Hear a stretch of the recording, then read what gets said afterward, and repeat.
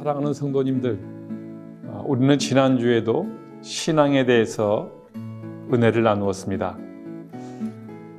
신앙생활 자체가 내가 하는 것 같지만, 내가 주체인 것 같지만 깊이 들여다보면 신앙도 역시 하나님의 은혜인 것을 우리가 알게 됩니다. 오늘은 신앙은 은혜다 하는 주제로 함께 말씀을 나누겠습니다. 함께 신앙 고백 하겠습니다.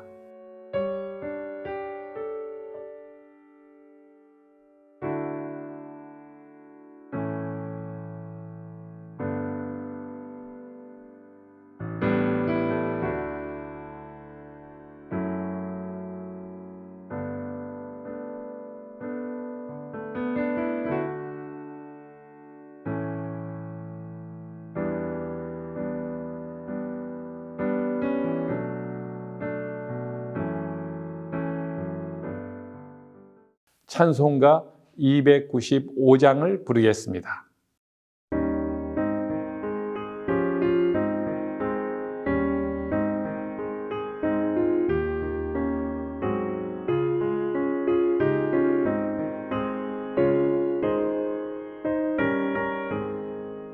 큰 죄에 빠진 나를 주 예수 건지사 그 넓은 품에 다시 품으신 은혜는 저마다 보다 깊고 저 하늘보다 높다.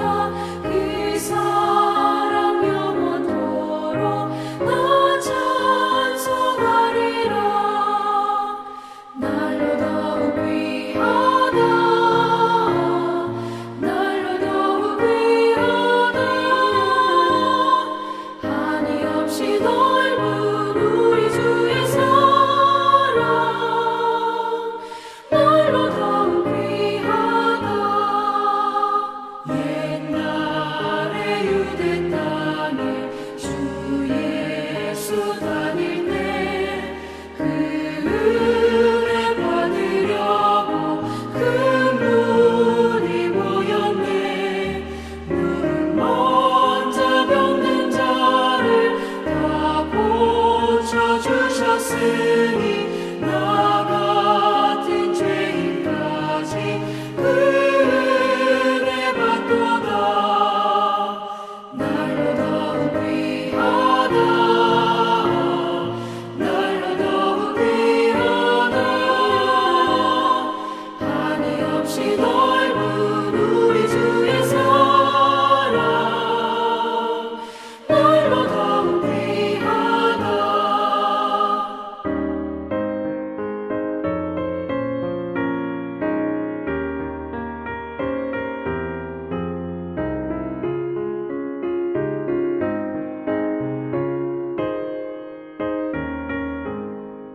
주 크신 사랑으로 만 백성 위하여 그 십자가의 고난 다 받으셨으니 그 속죄 받은 성도 큰 소리 함께 높여 온 천지 울리도록 주 찬송하리라.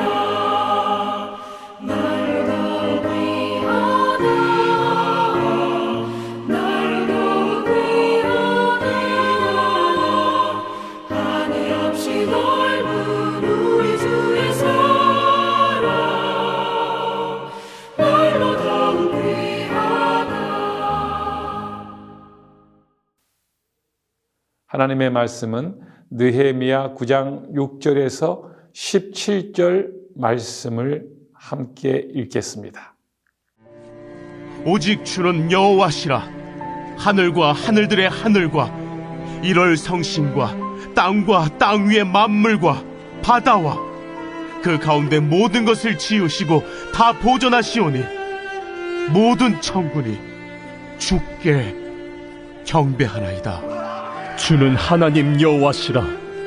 옛적에 아브람을 택하시고 갈대아 우르에서 인도하여 내시고 아브라함이라는 이름을 주시고 그의 마음이 주 앞에서 충성됨을 보시고 그와 더불어 언약을 세우사 가나안 족속과 헷 족속과 아모리 족속과 브리스 족속과 여부스 족속과 기르가스 족속의 땅을 그의 씨에게 주리라 하시더니 그 말씀대로 이루셨사오매 주는 의로우심이로소이다. 주께서 우리 조상들이 애굽에서 고난받는 것을 감찰하시며 홍해에서 그들의 부르짖음을 들으시고 이적과 기사를 베푸사 바로와 그의 모든 신하와 그의 나라 온 백성을 치셨사오니 이는 그들이 우리의 조상들에게 교만하게 행함을 아셨습니다. 주께서 오늘과 같이 명예를 얻으셨나이다. 또 주께서 우리 조상들 앞에서 바다를 갈라지게 하사 그들이 바다 가운데를 육지같이 통과하게 하시고 쫓아오는 자들을 돌을 큰 물에 던짐같이 깊은 물에 던지시고 낮에는 구름 기둥으로 인도하시고 밤에는 불 기둥으로 그들이 행할 길을 그들에게 비추셨사오며 또 시내산에 강림하시고 하늘에서부터 그들과 말씀하사 정직한 규례와 진정한 율법과 선한 율례와 계명을 그들에게 주시고 거룩한 안식일을 그들에게 알리시며 주의 종 모세를 통하여 계명과 율례와 율법을 그들에게 명령하시고 그들의 굶주림 때문에 그들에게 양식을 주시며 그들의 목마름 때문에 그들에게 반석에서 물을 내시고 또 주께서 옛적에 손을 들어 맹세하시고 주겠다고 하신 땅을 들어가서 차지하라 말씀하셨사오나 그들과 우리 조상들이 교만하고 목을 굳게 하여 주의 명령을 듣지 아니하고 거역하며 주께서 그들 가운데서 행하신 기사를 기억하지 아니하고 목을 굳게 하며 패역하여 스스로 한 우두머리를 세우고 종되었던 땅으로 돌아가고자 하였나이다. 그러나 주께서는 용서하시는 하나님이시라. 은혜로우시며 긍휼히 여기시며 더디 인도하시며 인자가 풍부하심으로 그들을 버리지 아니하셨나이다.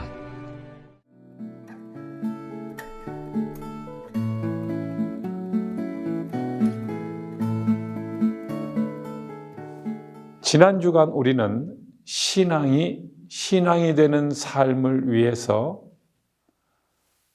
내 신앙과 삶이 어떻게 변화가 있었는지에 대해서 한번 나누어 보시는 것 은혜가 되겠습니다.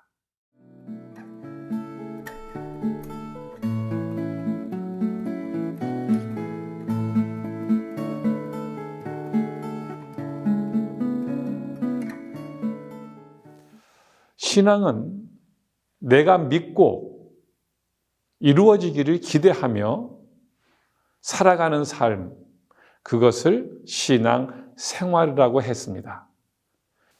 신앙은 신앙으로 끝나서는 안 됩니다. 신앙이 생활돼야 됩니다. 그래서 믿고 바라고 기대하는 것이 실제적으로 내 삶 속에 나타나는 것, 그것을 기대하며 믿고 살아가는 것, 순종하는 것, 그것이 신앙생활입니다. 신앙생활을 통해서 누리고 있는 은혜에 대해서 여러분들 스스로나 곁에 있는 누군가와 함께 나누어 보십시오. 하나님을 향하여 기대하고 원하고 또 그 믿음의 내용이 내 삶 속에 어떻게 이루어지고 있는지, 어떻게 하나님이 그것들을 선물로 주셨는지 아마 여러 군데서 찾아볼 수 있으실 겁니다. 그것을 한 번만 집중해서 찾아보면 하나님의 선물, 신앙의 은혜가 얼마나 많은지 여러분들이 고백하고 간증할 수 있기를 바랍니다.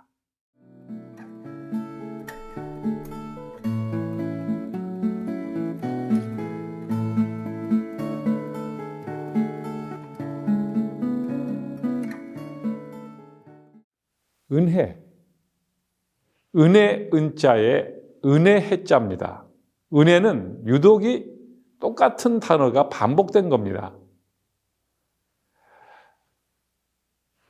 여러분들의 삶에 또 우리 모든 인간의 삶에 창조주이신 하나님의 대가 없이 주시는 그 사랑, 그것이 은혜입니다.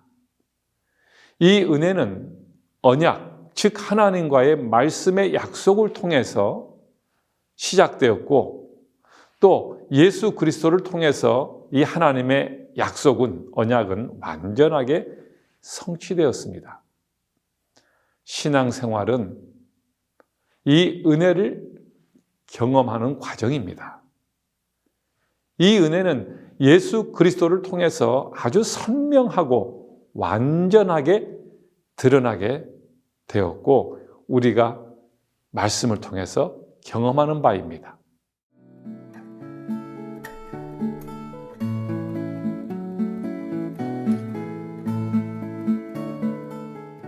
오늘 본문 말씀에서 레위 사람들이 외치는 말씀은 무엇입니까? 6절에 그 말씀이 나와 있습니다. 오직 주는 여호와 만물의 창조주시며 보존하시나 모든 천군이 하나님을 경배한다고 그렇게 찬양합니다.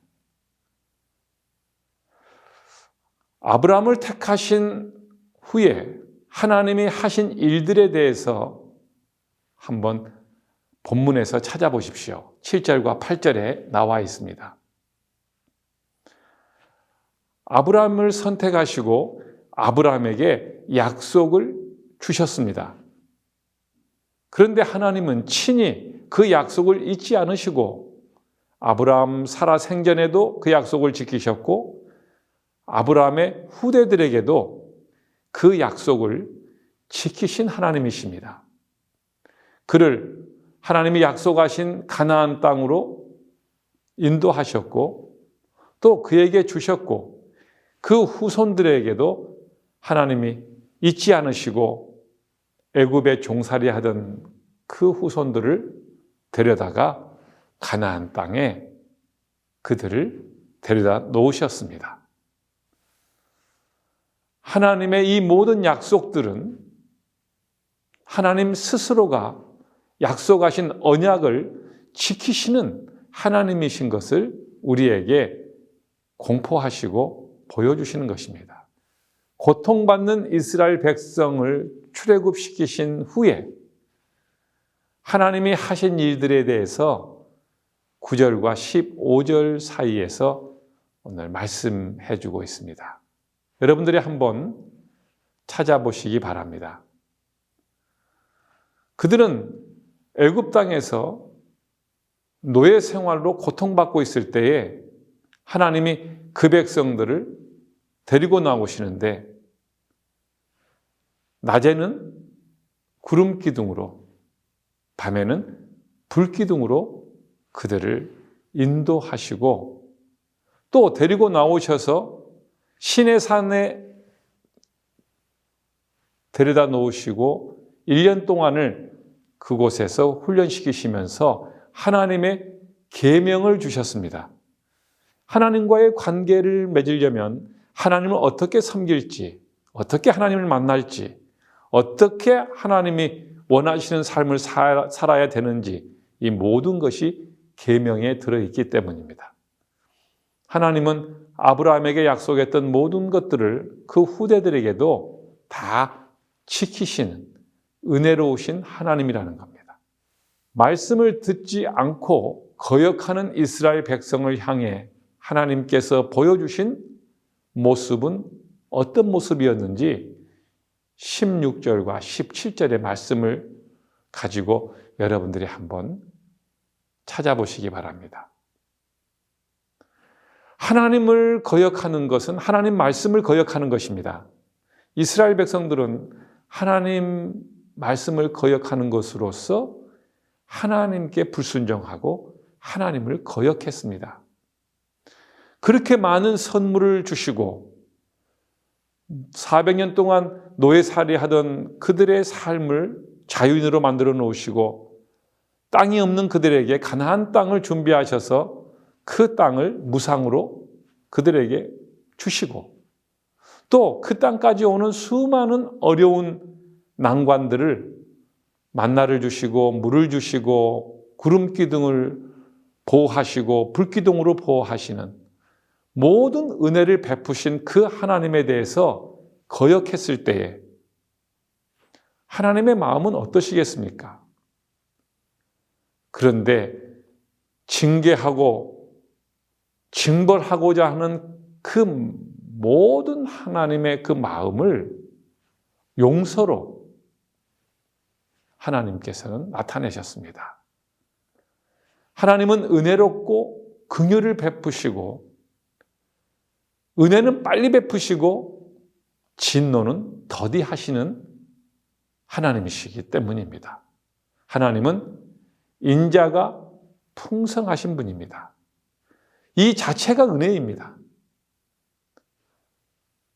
그래서 우리는 하나님에 대해서 은혜로우시다 이렇게 고백을 하고 찬송을 할 수 있는 것입니다.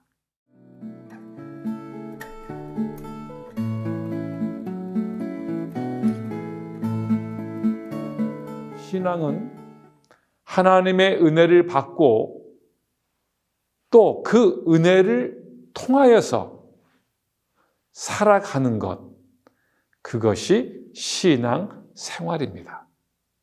이스라엘 백성들은 하나님 앞에 정착 생활을 하면서 하나님의 법을 떠나고 하나님 말씀을 거역하면서 하나님께 사랑의 매를 맞습니다. 그래서 하나님이 이스라엘 백성들을 70년 동안 바벨론의 포로로 가 있게 합니다. 그러는 동안에 하나님이 그들에게 하나님을 순종하고 싶은 다시 신앙으로 돌이키고자 하는 계획이 있었기 때문입니다. 하나님이 70년이 되자 언약하신 대로 약속하신 대로 그 백성들을 포로에서 돌아오게 하셨습니다. 그때 이스라엘 백성들은 온 힘을 다하여서 성벽을 무너져버린 바벨론에 의해서 완전히 초토화돼 버린 이스라엘 성벽을 재건하였습니다. 그때 물론 이 성벽을 재건하는 건 쉬운 일은 아니었습니다. 포로로 한꺼번에 다 돌아오지는 못했습니다. 1차 포로는 지도자 스룹바벨 총독을 통해서 돌아왔고 2차 포로는 에스라 선지자를 통해서 돌아왔습니다. 3차는 느헤미야 총독을 통해서 인도를 받아서 돌아왔습니다. 1차, 2차 포로 때 돌아와서 이 백성들은 하지 못할 일이 있었는데 가장 우선되는 것이 성벽을 재건해서 다시 예루살렘과 이스라엘이 안전하게 지켜지는 것이었는데 이 일을 하지 못했습니다. 3차 포로로 돌아온 느헤미야의 지도를 받아서 1, 2차 포로가 돌아온 이후에 150년 동안 하지 못했던 이 일을 이들은 만 2달 만에 넉넉하게 이 일을 힘을 합쳐서 한 후에 그들은 그 성을 쌓고 성벽을 쌓고 그 성벽에는 여러 문들이 있습니다. 그 중에 수문 앞에 모여서 에스라의 말씀을 듣고 그들은 하나님 앞에 한없이 회개하기 시작했습니다. 하나님이 이렇게 은혜로우신 분이었는데 왜 우리가 하나님을 불순종했을까? 왜 하나님을 떠났을까? 왜 우리가 다른 신을 믿었을까? 통렬한 회개 운동이 일어났습니다. 그리고 하나님의 은혜를 다시 가슴에 새기고 그 은혜를 가지고 신앙생활을 할 것을 결심했습니다.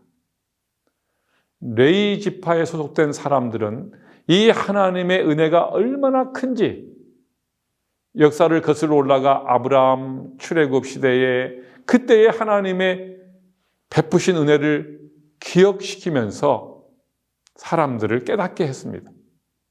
특히 출애굽한 이스라엘 백성들은 하나님을 잊어버리고 그 베푸신 은혜를 배신한 그런 상황에 있었지만, 그럼에도 하나님이 그들을 향해서 베푸신, 품어주신 그 은혜들을 알게 했던 겁니다.